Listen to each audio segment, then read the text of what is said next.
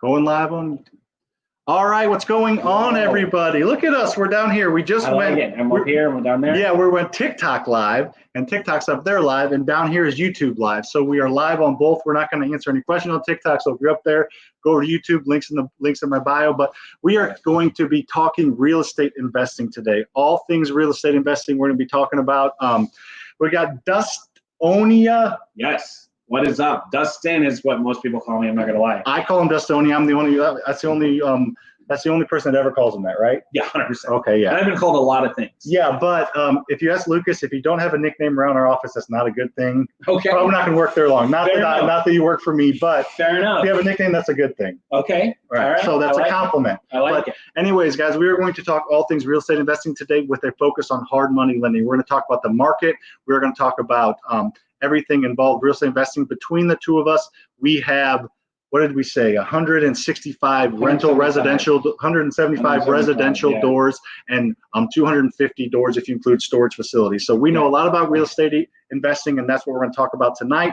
We're going to give a quick market update, and then we're going to get into Dustin's specific story, his inspirational story, what he's been doing in his rental portfolio. And along the way, we're going to talk hard money lending, give you guys tips, and then we are also going to answer any questions you have. So ask all the questions you have. Tell us where you're from. Tell us where you're from. Where's the banner? So tell us where you're from. We would appreciate it. Let us know where you're from. Tell us tell me if I should shave my mustache or not. My wife hates my mustache, but I think it looks kind of good. I'm thinking about getting a haircut tomorrow, looking all fresh shaven, but leaving the stash. No? Okay. All right. So anyways, we're going to talk all things real estate investing. Let us get rolling. Intro.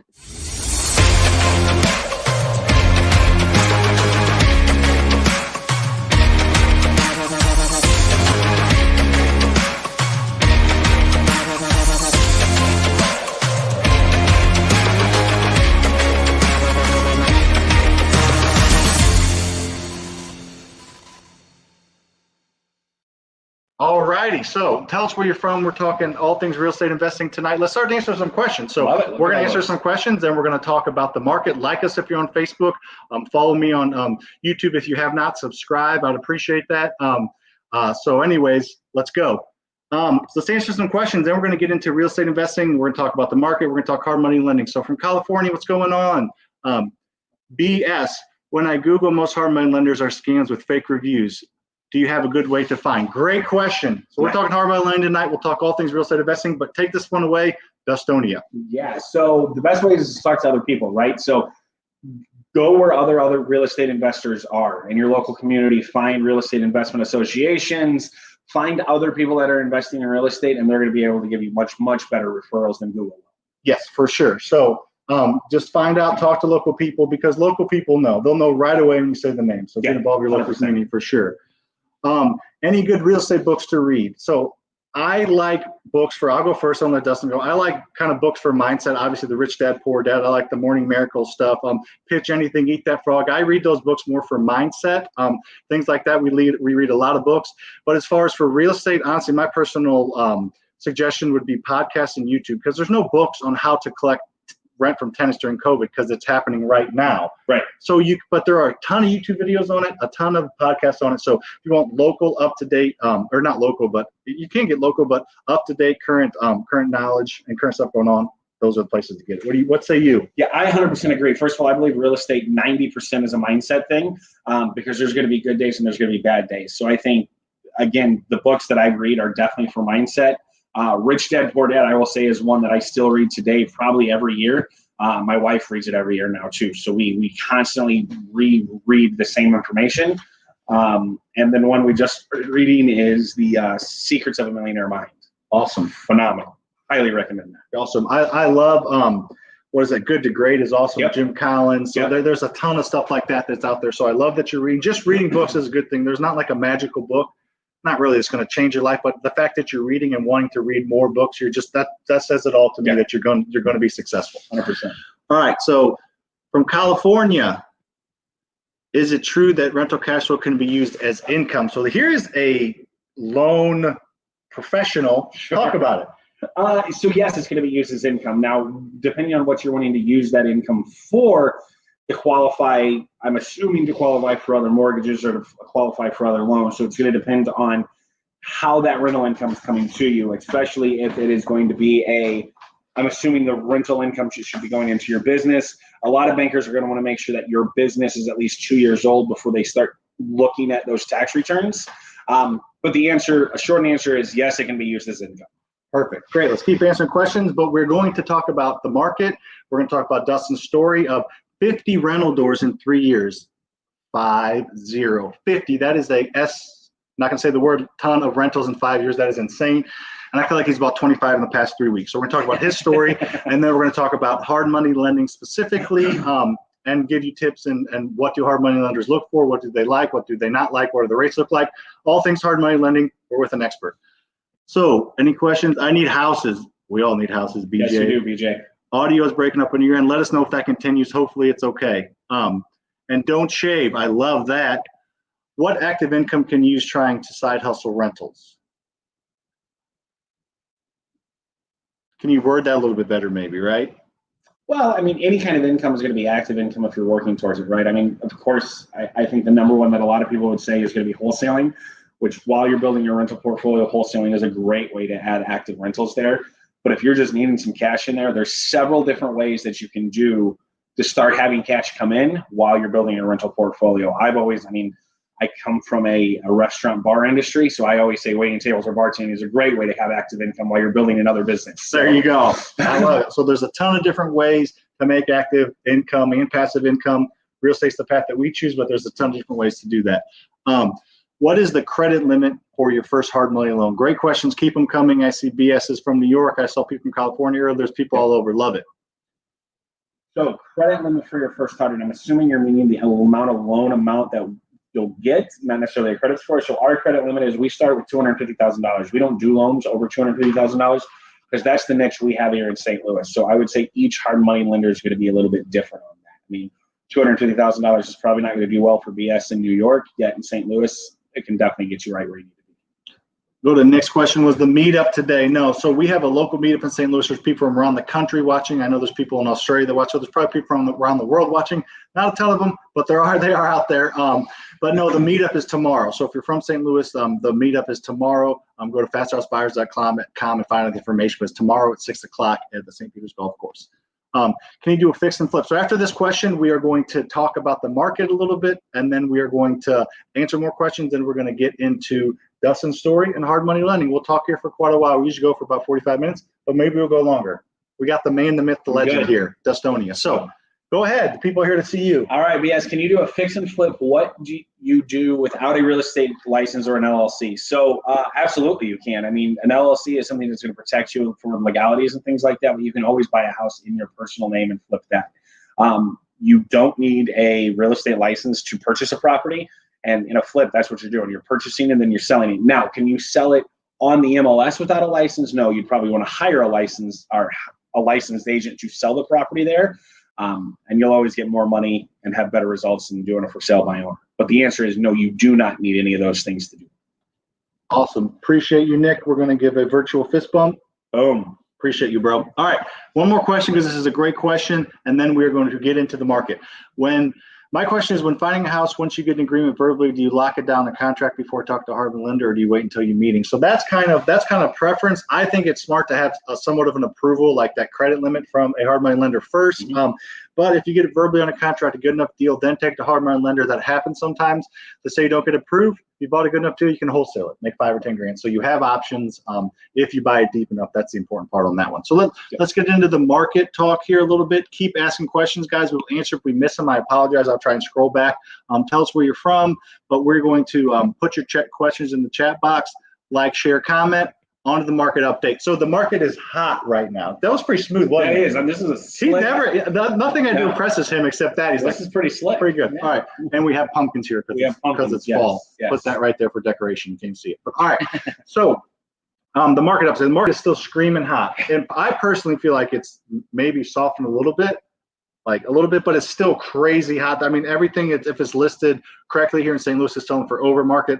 We have connections, and I know people in pretty much every major market through a mastermind that I'm in, and it is hot pretty much everywhere around the country. Would you concur? 100%. Yeah, and so the market's hot. The rental market's pretty hot too. It seems like everything we put out gets rented. It just seems like we're going through a global pandemic, and I think we're technically in a recession, 2 quarters of declining GDP. I think that's it. Yeah. If I'm wrong, let me know. Yeah. But I think we're technically in a recession.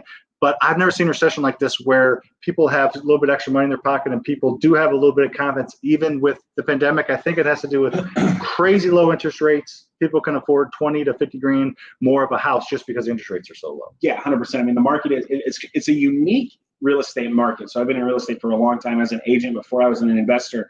And most of the time, it's either a great market to sell or it's a great market to buy. The reality of the thing is it's a great market to do both in because you're going to get top dollars for your house right now. Yet when you're buying, yeah, you might be buying a little higher than you would if it was in a lowers market and a buyer's market, yet interest rates are so ridiculously low that it kind of takes care of that right there. So if you're looking, it's a phenomenal market to sell and buy just for those 2 reasons. If you're looking to sell now. If it's not, you're going to lose a little equity and interest rates could go back up. If you're looking to buy now because interest rates are extremely low. Yeah, so to kind of drive that home, he explained that perfectly. But you can, and I said it earlier, you can probably, like if a couple years ago or a year ago when interest rates were near 5 and where they are now, I don't know the exact math, so don't quote me on this, but you can probably afford $30,000 to $40,000 more of a house, but your monthly payment's still the same because the interest rates are low. If you can afford a $1,200 monthly payment, if that's what you can afford, that's for your budget, you can buy a way more expensive house when the interest rates are lower.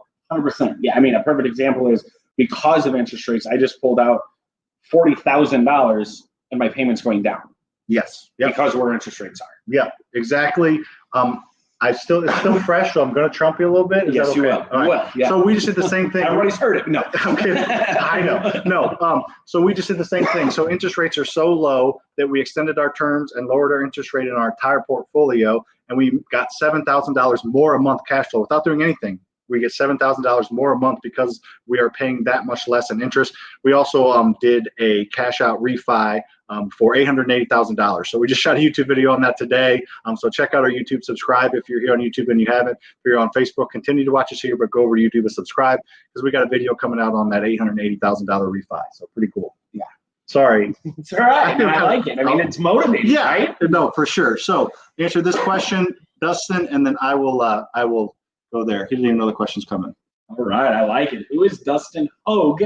I know how to say and it. And how the heck do you say this last name? Yeah, so it's Hoog, even though it's spelled H-O-O-G. That's who I am. So I live in the St. Charles County area. I have a wife, 2 beautiful kids. The loan officer for FasterFunds Lending. Own 50 rental doors. Probably wholesale, I don't know, maybe 10, 12 houses a year, and probably rehab. Probably the same, 10 to 12 houses a year while I'm building my rental portfolio. And I've been a licensed real estate agent for, I guess, 7 years now, which is insane. That is incredible. Yeah. Dustin is absolutely crushing it. So I'm here in New York. What's going on? Tell us where you're from. Ask any question you have about real estate investing. We're going to talk here for a while about real estate investing. So any questions you have, we would be glad to answer them. If we miss them because we're talking and we skip them, just ask them again. Or if you're subscribed to my YouTube, I promise any question that you ask is answered on the YouTube channel. There's 80 videos on there at this point, which is not a ton, but it's enough to answer probably most questions you have. It looks like it's crashed for some people. I don't know what to tell you. I have a good service here, so it might be on your end, but just stay tuned with us. If it crashes, please just tune back in and watch us. We would really appreciate that. So on to Dustin. Tell us a little bit about your story, Dustin. Tell us how you got started in real estate, because this is inspirational for a lot of people because of, not that you weren't, you didn't come from the slums, but you didn't have a ton of money and your parents didn't give you a ton of money. No. You're working in the restaurant industry, and now you're creating a legacy for your family and your little ones. So go ahead, tell me about your story. So I became a licensed real estate agent in 2013, part-time, loved it, then went into it full-time, loved it even more. Then really, really got into mindset and training and became a real estate agent coach, and realized that I knew wealth was created in this country through real estate. I always knew that. So, hey, we were going to go buy our first property. I brought a book home to my wife called Hold, which is H-O-L-D, written by Gary Keller and a couple other people. My wife read 7 pages of that book. And we went and bought our first rental property. To this day, she still has not read any more of that book. Well, that's all you need, right? That's all we needed. You didn't tell her the rest of the book is blank, right? Right. We did that. I'm going to say the traditional route. We put 20% down. We bought a short sale off the MLS. I was a real estate agent and a real estate agent coach. I thought I knew there was everything to know about real estate. And boy, was I wrong. I loved it. Our first rental was doing well. I think we made $275 a month per month, but I was out of 20% and I wanted to buy more. I went to a local RIA, Faster House Buyers Club. Tomorrow night, if you're from St. Louis, FasterHouseBuyersClub.com, go there. It says at the Water's Edge Banquet Center. So if you're in St. Louis, go there. If you're not in St. Louis, just drive or fly in. It's worth it, I promise. We usually have 150 to 200 people there. We give a ton, and we even buy your dinner, but you got to buy me Tito's and club sodas. Keep going. Yeah. So went to that RIA, Real Estate Investment Club, and I was hooked. It was like a drug to me. I mean, that's how much I was hooked. I actually. What other drugs do you do? I'm just kidding. Keep going. There was, I won a local coaching session with the coaches that were a part of the Buyers Club, and I always laugh because I say I won. I'm pretty sure everybody won that coaching session too. However, no, you won it for sure, fair and square. My wife, my son was 9 months old at the time, went to the office. We signed up for coaching because I believe that's how you move very quickly is through coaching. And we bought our second rental property that night and also discovered the BRRRR method. Still have that second rental property. It is in more of a D-class neighborhood, but we bought it for $15,000 and it rents $700 a month. So that's pretty good cash flow. So fast forward a couple of years, you started doing rentals. You were coaching, traditional agents, and then now you're running the FasterFunds Lending, and then. Just tell everybody a little bit about your past few months, how many rental properties you bought. Yeah, absolutely. So fast forward, started buying a lot of rentals. I have a business that does the same thing with a partner and my wife and I, so I run 2 portfolios at the same time. Started buying and really diving head first. That was more of a cannonball than a head first dive, in case you guys are wondering. I was offered the position to take over the loan officer position for FasterFunds Lending, which I always joke. I think it's because I was the #1 borrower. So that means I did so many loans with them. So took the position because, I believe in the company and I believe in the product. And so since then I'm still buying, even though I am the loan officer. And the last 2 weeks we closed on 11 rental properties. A 7-pack and a 3-pack. I closed on a house yesterday that will probably rehab. I closed on a house tomorrow that will be a rental. And yesterday, I didn't even wake up out of bed to say I was going to go buy a rental property, and I ended up buying another one, putting one under contract yesterday because somebody shared it on Facebook. So snapped it up real quick. Love it. So Dustin does a ton in real estate investing, and he's building a legacy for his family. So that's kind of Dustin's story. If you have any questions about Dustin's story, ask him. We're going to talk about what is hard money lending because he is an expert in that. Let's see if we've got a couple questions that we'll answer in the meantime before we get to that. All right, so here's some questions. Let's answer them. If we miss them, I'm sorry. Ask them again. What do you guys think of Quicken Loans? So Quicken Loans is a long-term residential loan mortgage company. As far as I'm concerned, they don't do any investment loans. Do you know? So they do long-term like loans on your personal houses. They will not do the type of loans that are needed to do the BRRRR deal. They won't do short-term loans to fix and flip. And I don't know that they probably do cash out refinance. So I guess if you're putting 20% down on a property in your residential name, because you can do that 10 times in your personal name, or residential property, I said that backwards, but if you're putting a rental property in your personal name, maybe you can use them. I don't know if you put 20% down, but that's the only thing I can think of. Yeah, I mean, they're going to be, they're mortgage brokers, what they are. They're a very large mortgage broker. So they originate just my saying hi to Philip. Keep talking. You're just gonna have to learn to keep talking when I do stuff. Hi, Philip. And from there, they sell the product. They sell the loan off to a servicer. So yeah, you can do 10 of them for the investment side or the personal one. I would still go a step further and try to get a personal relationship, even with a regular mortgage broker in your area, though, before that. Awesome. Hey, Joel, 17 from New York. Contact us. So contact me under FasterFreedom. Sam FasterFreedom on TikTok, on Instagram, on Facebook, and here on YouTube as well. So that's where you can contact me. I'd love to talk with you. I answer all questions everybody asks. Dustin is the man. Dustin's the man. What's up, John? Thanks for telling me. I'm kidding. It's fine. All right. So since Dustin's licensed, does he have to save himself 3 to 5% when buying?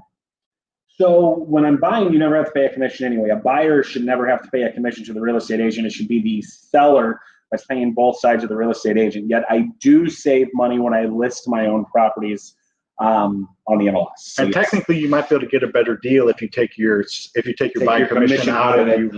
Yep. Or you get more deals because you can pay the other person. I guess you don't have to be an agent to pay the other person both sides, Right. But okay, yeah, that makes sense. But it is nice sometimes that I will buy a house and then I also get a check the same day.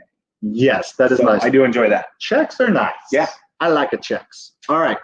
So I'm 15, trying to get all the info now so I can, on 18, turn any tips mistake. All right, that's awesome. You're 15, getting involved early. That's incredible. So just get as much knowledge as you can. And I would find a local real estate investor and try to let them take you under their wing. Work for free, do whatever. Just help them out, because that can pay huge dividends. So we just answered a few questions. If we missed a couple, ask them again. I apologize. Make sure to follow us here on YouTube, and let's get to our question. So what is hard money lending? Why don't you answer that question while I do a little funky footwork? Yeah, so hard money lending is going to be a loan, a short-term loan that is more underwritten for the deal versus the borrower. So we're deal specific and deal heavy. I hope that makes sense. I like to say that it's common sense lending, because we want to make sure that it's a good deal, you're buying it deep enough, and we can, from there, we just lend on the deal. So I hope that makes sense. Sam's in the background kind of confused me. I'm not used to that. But again, hard money deal specific. We're lending on the deal, not necessarily the buyer. We're like, when you're getting a mortgage for your primary residence, it's gonna be much more heavy on the borrower qualifications versus the deal. Hope that makes sense. You're not as used to me messing around. Crazy what's going on behind me. Lucas is used to this. You're not used to me doing this. Not at all. This is like me on like 3 out of 10. So anyways, all right, sorry, we're live on TikTok in the background. I just want to tell them they can go over to YouTube and watch if they want, or they can stay tuned there as well. So did you explain do I need to explain hard money lending? I mean, I think I got it. Okay, you got it. You know what you're talking about. So ask your questions. Well, I'm going to go over a couple predetermined questions that I put in there. I got a few, but not a lot. And we want to talk to you guys for at least another half an hour. So ask any questions in the comment section. I will scroll back up and get to them. I'm going to hand it over to the man, Dustonia, here. All right, what are typical rates for hard money lenders? So I will tell you our rates, and I would say that a lot of them are going to be competitive, maybe a little higher than us. Yeah, you guys are pretty competitive on your rates. So we are a 6-month interest-only loan that's annualized at 12%. So that means it's 1% interest only per month while the loan is out, and then we charge 3% on the back end as an origination. So we don't charge any points up front like some may. All of ours is going to be on the back end, and then it's a 12% annualized rate. What can I throw curveballs at you a little bit? Of course. What happens if I'm a good borrower and I'm doing a rehab and my house is on the market, not quite sold yet, just went on the market, and I'm 6 months in? Could you give me a little bit of an extension, like a month or so? We can. So our paperwork says that we do 18% if you go over the 6 months. Okay. I will say this is a relationship business, so let's get in a relationship and maybe we won't go to that 18%. But it's not something you want to just put out there, we'll go more than 6 months. Yeah, if the loan is a mess, you have the ability to strike the hammer down. Yes, we do. So you have that ability. Yeah. Okay. Again, things will happen in real estate. I mean, I've went over on 6 months before personally. Just make sure you're communicating and have a relationship. For sure. All right, we got some more questions on here. How do I get my New York license, real estate license? I'm very interested. Tony, so I don't think you are the one that said he was 15 now. Okay, so Tony, so you get your license, just go online, go to Real Estate Express. There's several places online. You can go online and you can do 95% of it online. You can take your local or your state course and your the nationwide federal course online. Then you just have to go in person, take the final exam. I wouldn't call it easy, but if you go through it, you can do it at your own pace. You can take, up to 6 months if you want, or longer, I guess, if you repay, but most of them will give you a time limit. But you just got to go do it on the side, on the evenings, on the weekends, when you're supposed to be working if you want. But yeah, I know a lot of people do that way, but yeah, it's super easy to get access to it. Now you do have to study. It's not like the easiest test in the world. I know several people that failed their first time, but 3 times. So yeah, it's not an easy test. I didn't know that. It's not an easy. He's smart, and it's just not an easy test. Yeah. So I mean, the test. Well, he's a lot smarter than he looks. Put it that way. That is true. The test is something that most people will never have to do after they pass the test. But I know a lot of statistics with real estate agents across the country. The #1 earner as a real estate agent, I personally know, failed at 8 times. Yep, there you go. Yeah. So it's not a super easy test, but you can pass it. And if it takes multiple times, no big deal, but it can change your life just having access to all that kind of stuff. And absolutely. It costs you a little bit of money to maintain it, but if you sell 1 property a year in any decent market, it more than pays for your expenses to have it. 100%. Great questions. Do a TikTok dance. I do not dance on TikTok. I'm not even going to do it. We're not even going to go there. What is that living on your face, Sam? Oh, it's the stash. So yeah, everybody's telling me to keep it, so I'm going to keep it. Dustin wants me to keep it. My wife loves it. I'm lying about all that. I might shave it, but I think it looks bad, and I'm okay with that. I do anything I can just to poke at people. You know that, don't you, Dustin? All right. So Christopher, great questions. Keep asking questions. We'll hear all night and ask questions. We're going to go back to talking hard money lending here in a minute, but whatever questions you have, we'll answer them. So you want to go first on this one, or do you want me to? So I'll be happy to go first. This one is because you've only lost. Yeah, you go first, and then you know how I kind of trumped you on the refinance. I'll trump you on these too. So it goes both ways. So I don't rehab as much. It's just something I don't enjoy that much. But excuse me, this past winter I lost $2,500 on a deal. I walked into this property when I bought it, looking at it, it was a $40,000 rehab, and it was a $102,000 rehab because termites literally ate the entire house. And we took down some drywall because there was some water damage. We realized literally the framing of the house was ate. So, you know, what did I learn from that is when I see water damage, expect termite damage, and maybe just kick a hole in the drywall and see if the framing's still there. Whether I buy that house or not, I'm probably going to go behind that now. Yep. So I was very blessed. The market really helped. I always say God was looking out for me because we thought we were going to sell it at 180 and we sold it at 220. Had you sold it at 180, you would have lost 40. Yeah. Speaking of losing 40, I just did a YouTube video on how we just lost 40 grand on a deal. It was a house that I bought when I was a buyer at Faster House. I bought the house. It's a great area. It's just on a busier street than I anticipated. And then it didn't have a bath on the main floor, which sounds like duh, but it didn't have a bath on the main floor. So we rehabbed it, we listed it, didn't sell it. We put a half bath, took it off the market, put a half bath on the main floor, sold it for a 30 grand profit, and then it fell through from inspections, and then we ended up selling it and losing 40 grand. Oh. So it was a rough deal. It just, the lessons learned are, you know, not having a bath on the main floor is a big deal.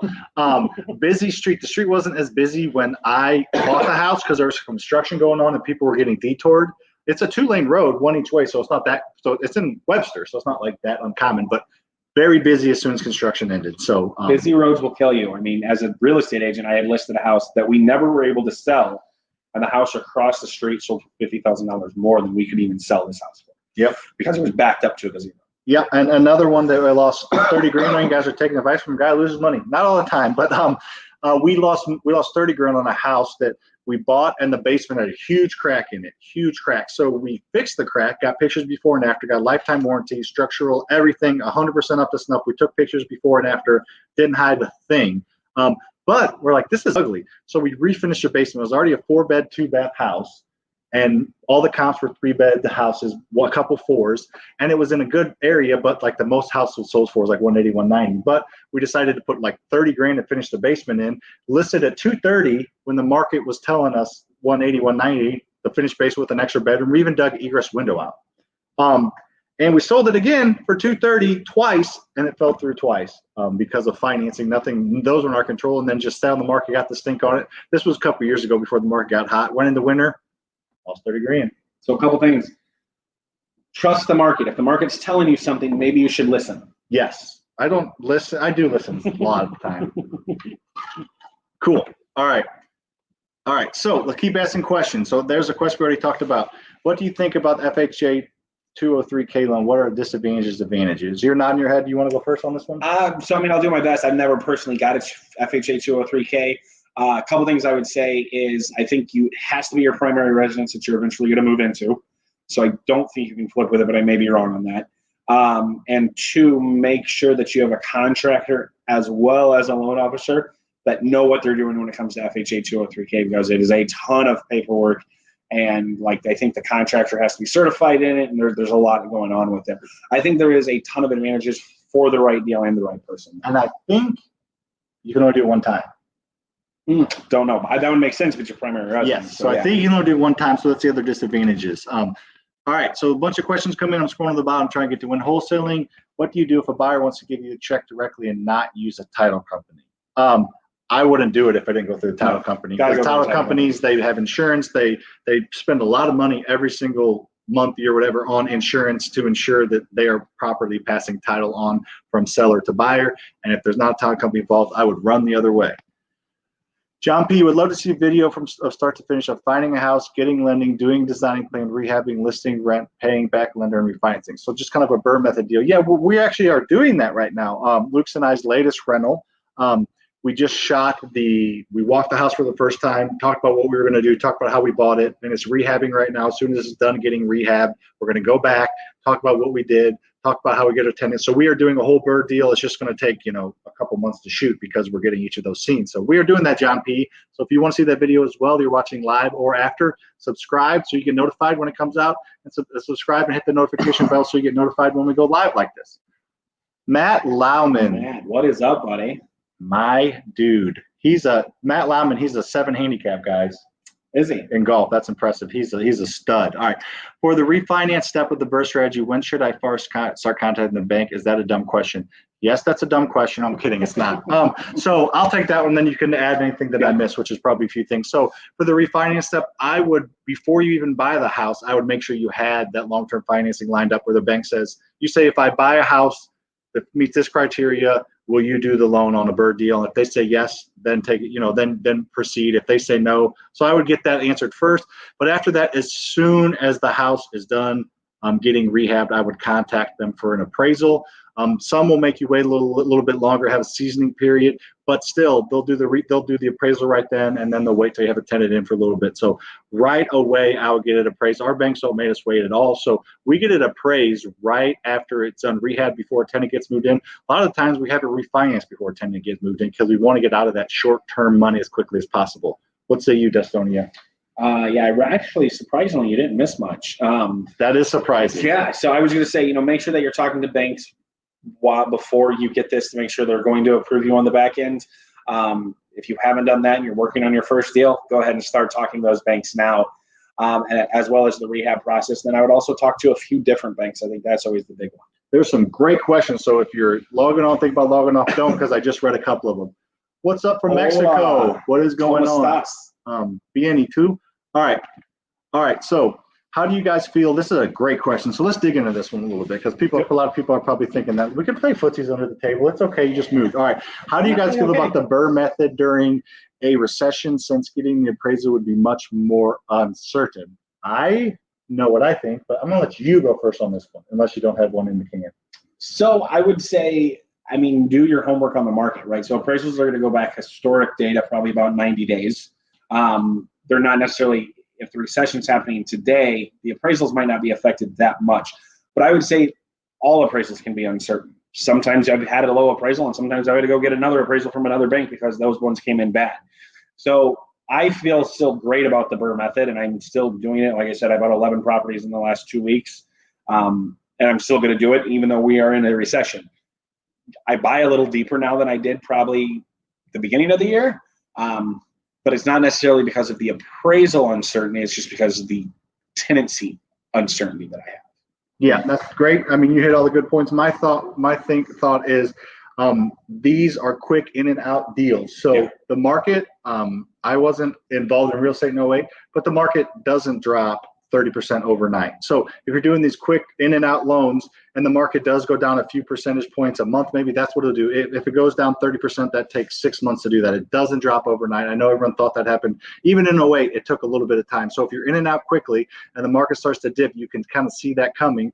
And most of the time, if you buy deep enough, you still should be able to get in and out, because when you get it refinanced, they'll go back, like Dustin said, 90 days, maybe 120. But if the market starts to dip, but there's good comps that are 60 days old, then you can use those and try to work your magic on that. So something else that I watch around in our current market. So obviously we have people watching all over, but we live in the Midwest. We are from the Midwest.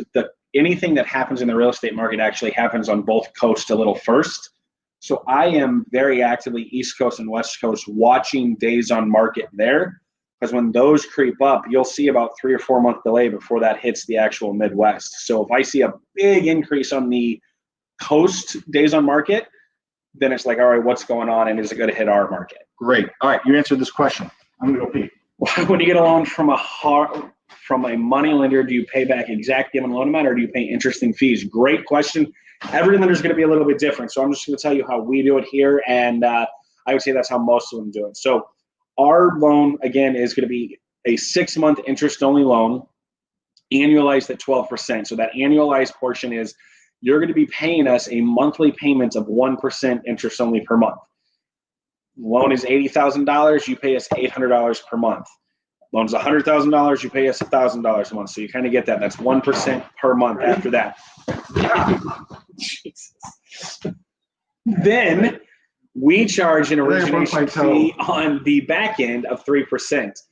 That is our fee. So when you pay that off, when you're doing a refinance or you're selling it, the title company is going to ask for a payoff. If you borrow $100,000 from us, your payoff is going to be $103,000. So you're paying us interest while the loan is out, and then you're paying us that fee when you paid off. Hope that answered your question. And are you all right back there? I'll give you some water. Thank you. I've been coughing a little bit. I have been, yeah. All right. So a few months back, NYC passed a law where landlord has to pay the broker fee and not the tenant. They changed it one day after. What do you guys think of this? We don't really have those fees. No, that's not in St. Louis. Yep, we do not. Tie So Fly, love it. Always on my stuff. I love it a lot. Love the name too. Should I ask about bank's portfolio when looking for a refinance? Like what you're asking, like what type of portfolio they have? I don't think it's a horrible thing. Most small local banks are going to diversify their portfolio with residential, commercial, but they hold the note. So I don't think it's a bad thing to ask questions. I mean, I think that's kind of what you're getting at. If that didn't answer your question, just ask it again. All right, Nick L. Does the BRRRR method only work on houses without current tenants? Doesn't seem possible if tenants already there. So that is not accurate, but I could definitely see where you think that, Nick. That makes a ton of sense. You obviously understand the BRRRR method if you're asking that question. But we bought 27 houses that were occupied through the BRRRR method. You just have to buy it deep enough. So we bought 27 houses. We just shot a video on this on YouTube today. Everyone, I guess we do shoot a lot of videos, but so subscribe. So when the video is going to come out probably next week. But we bought 27 houses at one time. I gave you the clip notes. We bought it for $1.5 million. And then we held it for 3 months, and then we didn't do anything except a little bit of maintenance, and then it appraised for $2.2 million, and we were able to get all our money back. We actually made money on the deal. We got 27 cash flowing properties that had little deferred maintenance. So if you buy deep enough, it still works out. You just got to hold it for a little bit of time and have a good relationship with the bank that understand what you're doing. Yep, I'm doing 11 of those right now. So exact same thing. Guy trying to trump me over here. All right. How do you guys get past 10 properties since lending gets very tight after that? That's a great question. You want to go first? Yeah, absolutely. So when lending gets tight at the 10 properties is when you're going to be putting those in your own name. The conventional mortgages that are sold to like a Fannie Mae or Freddie Mac product. So if you're doing this with a local portfolio lender, it doesn't get as tight on the 10 properties. So hope that makes sense. Yep, awesome. That makes a ton of sense. Yep, you just got to those 10 properties, I was looking up there, but you have 10 properties, you have personal name, but you have to own an LLC after that. But if you have 10 properties and you quickly involve your LLC owns 10 at that point, and that will help a little bit. So, all right, question specific to St. Louis. I know the answer, but I'll let you go. Yeah, Nick, so unfortunately, we do not lend on the Illinois side. Illinois is a totally different beast, as I'm sure you're aware if you're from there. Now, if you live in the Illinois side and yet want to buy in the Missouri side, we can help you out. So feel free to reach out. Yep, for sure. We're talking all things real estate investing. If you're just logging on, we have, I guess, 250 doors between the two of us if you're counting storage. If you're just counting residential, 175. And we're talking all things real estate investing. We covered a lot of these. How about you go to that one? Advice for a new investor. Start hanging out with and surrounding yourself with other investors. You're going to learn a lot more from people more than you're going to learn from books and podcasts and articles and things like that. Would be my first one. And second is I am big on hiring a coach, hiring someone or being a part of a mastermind or something to move you forward so much quicker. Because the reality of it is you can pay the price of coaching or you can pay the cost of mistakes. And mistakes are going to cost you a lot more. That's great advice. Yeah, we have a course that we have a bunch of free training, but we have a course, our Live Rental Academy that me, Brian, and Lucas teach, and it's so valuable. The cost is so minimal that if you do a deal and you don't take the course, you've never done a deal, I can almost guarantee that you're going to at least make that amount of mistakes in your first deal, let alone however many deals it takes you to figure it out. It took me quite a few deals to figure it out. So if you have the money, you can access the money, you're going to move forward so much faster if you have somebody on your side. Go to that freerentalwebinar.com at the bottom. It's a 90-minute webinar I put on. I recorded at 2:30 in the morning because I was all jazzed up about it. It's an awesome webinar. I give away a ton of free stuff. Talk about the BRRRR strategy, talk about hard money, private money, a ton of free giveaways. At the end, you can schedule a call with me. We can talk directly about how we can help you. So that is a great place to start that. So that was a great question, kind of led us into that. So let's get into some more questions. Keep asking. We got some more time. What's up? Alex, nice first one. I love it. How goes it? All right, Tony Q. Is it risky to flip a house, Estonia? I mean, it can be. It depends on the. Is this your son over here? Get it, the bald head. Get it? All right. This guy. So, it all depends on how you're buying, right? So if you ever heard the saying that you make your money when you purchase the house and you buy the house, I'm going to say that's going to be the biggest thing there. If you do your homework, you know the market, you know what the rehab is and things like that, it's not that risky. Are things going to go wrong? Yeah, there's a good chance things are going to go wrong, yet it's not that big of a risk. Correct. That is great. So speaking of sayings, we said earlier, somebody asked for advice. The biggest thing I can say, it's a cool saying, is that your network is your net worth, equals your net worth. So did you say that one? No. That's a good one. And I think you've stolen it from me too. All right. I don't think you came up with it, but yeah. So having to pay 1% interest a month back to hard money lender, is that 10% fluff you add onto your rehab costs without using the money out of your pocket? That's a great question. So I can maybe, because whenever we've done hard money loans, we have access to funds, so we never borrow the money for the rehab. Right. So if you do, if you buy it deep enough, can you borrow money for the rehab? Can that money go towards paying you interest, or does that interest have to strictly come out of my pocket? So we prefer that you have some money into the deal, right? That's where your cash reserves are. Can you come up with it? Now, what I would say is, when you're figuring out your numbers, make sure that 10% is a part of that, right? Make sure that, you figure out your holding costs, your monthly payments, as well as your rehab, right? You can add all that in there. Does that make sense? Yep, that makes a ton of sense. Crystal Robbins, love it. Yep. So you watch the Free Rental webinar, you scheduled a call. That is awesome. So that is a great way to really, really advance your career. If you have access to not a ton of money, but if you have access to a little bit of money, you will 10, 20, 100x your return by, taking our course and do that. We're not selling that right now, but somebody asked, so we talked about it. All right. Joel, do you rather virtual or in person? I know my answer. What's your answer? My in person. Yes, I know a ton of people that do virtual wholesaling. Those people usually have a 40 to 50% drop rate, where they get on a contract and drop it, piss people off, get a bad name, that kind of thing. Not that they're doing anything wrong. They explain themselves well. It's hard when you're not in a property, you don't have boots on the ground. Most of them have boots on the ground, but not seeing. I want to see my assets. I want to be able to drive to them. 100%. And I know the market better. I know markets live here. If I'm virtual, I could virtual wholesale in, I don't know, Memphis or something, but I just don't know that market. So I just feel like I'd be really spinning my tires. So agree. All right. Oh, here's one of that question. All right. So can you negotiate interest rate with hard money lenders, especially if you establish rapport with them? I love this question. Dustin? I like it. I mean, you'd have to be a really good negotiator to out-negotiate me. No, I'm just kidding. So I would say that some hard money lenders, sure, absolutely. Ours, you cannot. We are very stringent on that, and that is for the people who have been doing it for 30 loans with us or the first loan with us. I would say the people that you can negotiate with a lot better than your hard money lender is going to be your private lenders. The people that, you're borrowing from personally, your friends, your family, their network, those people you can probably negotiate with a lot easier. Yep, I agree with that. And I would say some hard money lenders probably will, not all, but some. Most probably won't. But the better relationship you have, if a deal's a little tighter, maybe they'll do it, or maybe they'll, maybe instead of 70%, they'll give you, maybe they'll bump it to 72, 70. Like, there's little things that they can do. They can really help you, because they're people that want the loan. Yeah. They feel secure and trust you. They maybe not bend the rules, but they may be willing to work with you a little more. But usually it's not going to be lowering the rate. But Correct. There are other things that they can do that can save you more money than lowering the rate. So they will work with you, I would say. Keep asking the questions. We'll chat here all night. So if it's your first time, what do you do if you lose money on a house?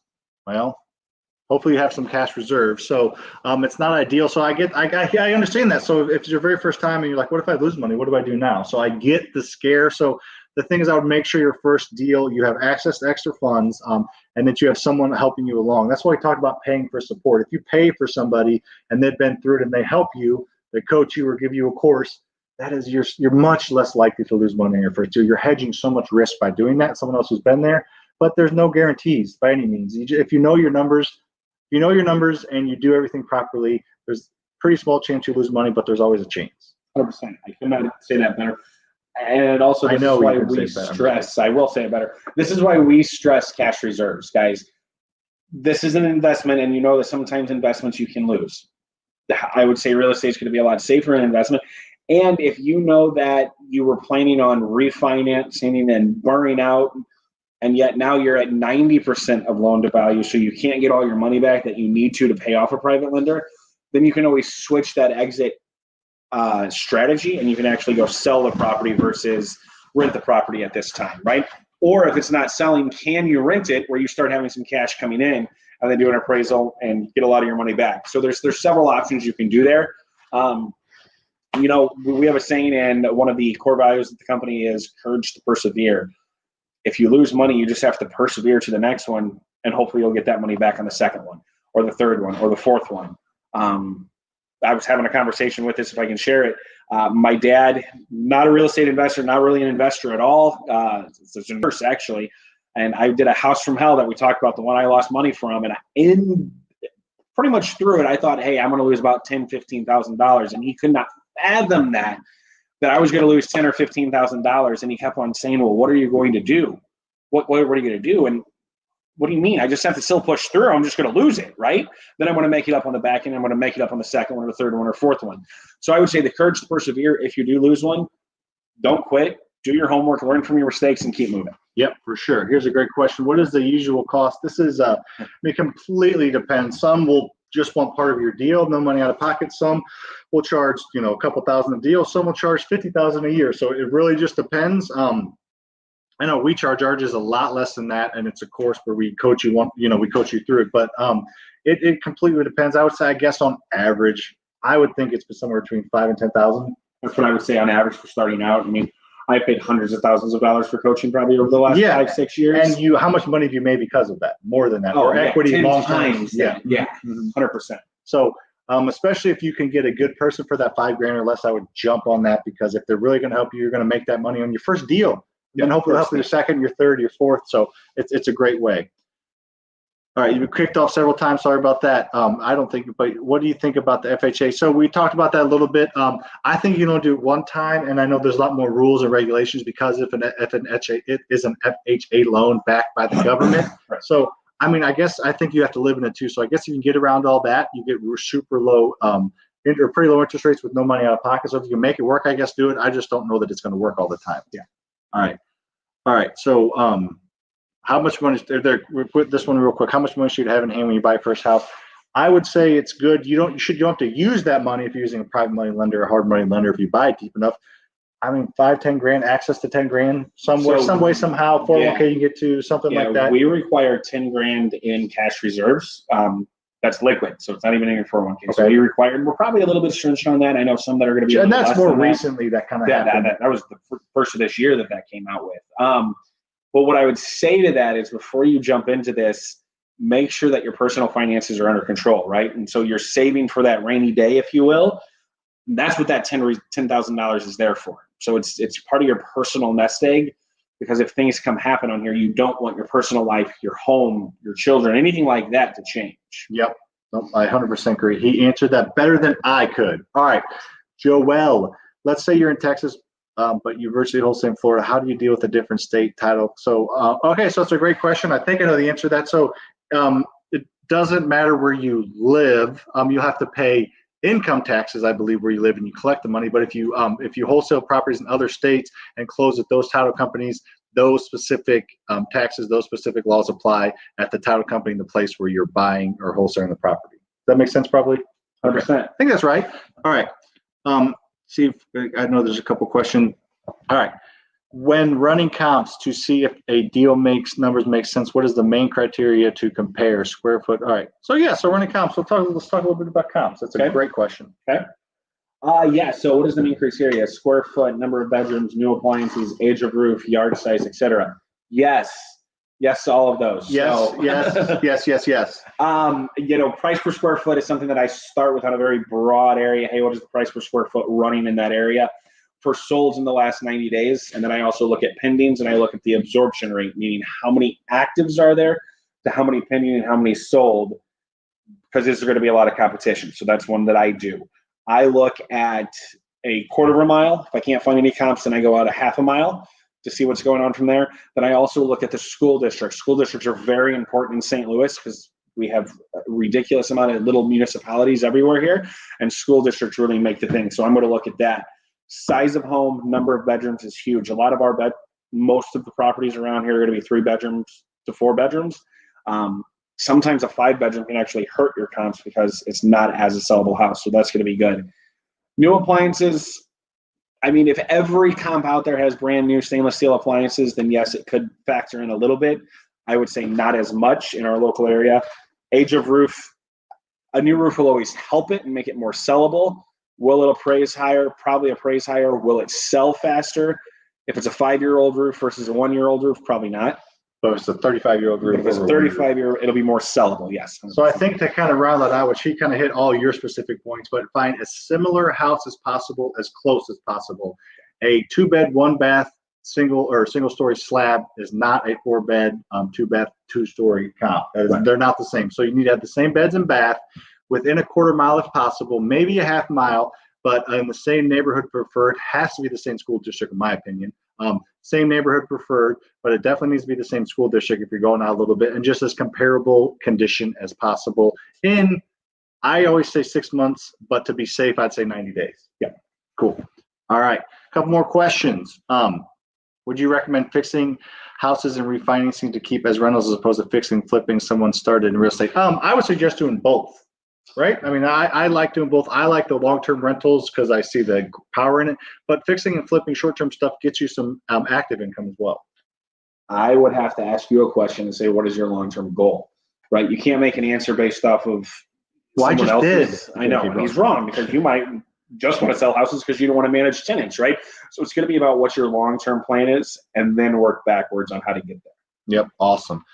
Awesome. Appreciate you guys asking questions. So go to freerentalwebinar.com. Make sure to subscribe to our YouTube. Hit me up on Instagram, TikTok, even if you want. It's all under FasterFreedom. And go to that freerentalwebinar.com. I give a really, really powerful presentation, give away a ton of free information, tons of ninja secrets, as I call them, on there. And you can schedule a call with me as well. So appreciate you guys watching. If you're in St. Louis, go to Buyers Club tomorrow.